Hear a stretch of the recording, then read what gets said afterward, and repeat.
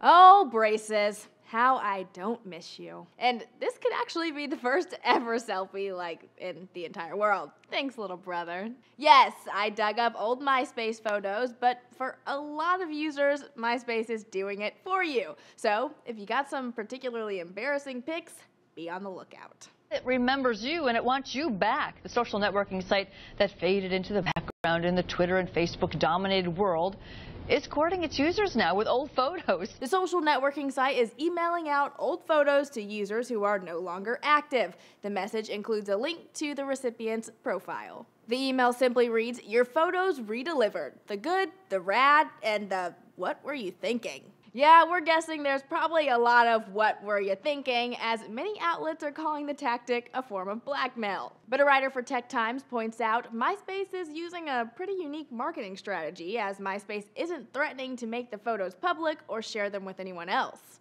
And Mashable calls the approach clever. After all, few things get your attention like the reminder that a tech company still has your decade-old photos on file.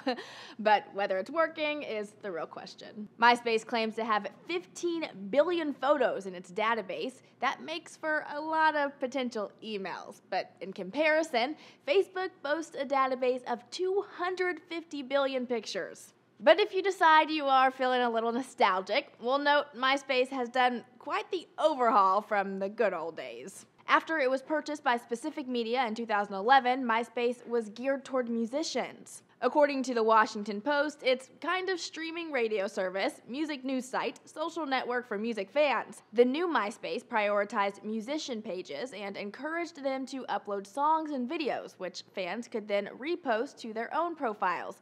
But it's unclear whether any of those changes actually paid off. Last October, MySpace announced it had 36 million users. During its heyday, those numbers peaked well over 100 million. For Newsy, I'm Jasmine Bailey.